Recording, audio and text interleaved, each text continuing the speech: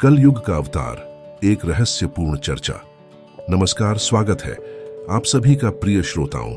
मैं आपका नाम, आपके अपने चैनल का नाम पर एक बार फिर से हाजिर हूं, एक ऐसे विषय के साथ जो हमारे मन और आत्मा को झकझोर देता है।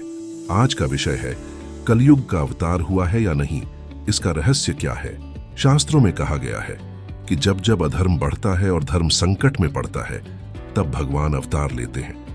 सतयुग, त्रेता युग और द्वापर युग में हमने अलग अलग रूपों में ईश्वर को अवतरित होते देखा और उनकी लीलाओं का वर्णन सुना। लेकिन प्रश्न यह है कि क्या कलयुग में भी ऐसा कोई अवतार होगा। धर्म ग्रंथों में इसका संकेत मिलता है। भागवत पुराण में वर्णन है कि कलयुग में भगवान विष्णु कल के अवतार के रूप में प्रकट होंगे। यह अवतार धर्म की पुनर्स्थापना के लिए होगा। किंतु क्या यह अवतार हो चुका है या हमें अभी इंतजार करना होगा। कुछ मान्यताओं के अनुसार कल की अवतार तब होगा जब अधर्म अपने चरम पर होगा और मानवता पूरी तरह से अपने नैतिक मूल्यों को खो देगी। लेकिन आज जब हम चारों ओर देखते हैं तो क्या हमें यह संकेत नहीं मिलता कि हम उस दिशा में बढ़ रहे हैं।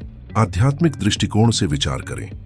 कुछ विद्वानों का मानना है कि हर युग में ईश्वर अवतार लेते हैं, लेकिन हर बार उनका रूप भौतिक न होकर आध्यात्मिक होता है।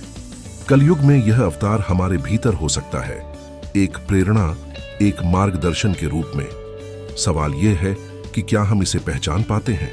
इतिहास और वर्तमान पर एक दृष्टि डालें। कई महान संतों, महापुरुषों और गुरुओं ने मानवता का मार्गदर्शन किया है। क्या वे ही कलयुग के छिपे हुए अवतार हैं? क्या उनका उद्देश्य हमें धर्म और सत्य की ओर ले जाना था। हमारे कर्तव्यों का महत्व। श्रोताओं, कलयुग में अवतार की प्रतीक्षा करना अपने आप में एक यात्रा है, लेकिन यह भी सच है कि हमें केवल प्रतीक्षा में नहीं रहना चाहिए।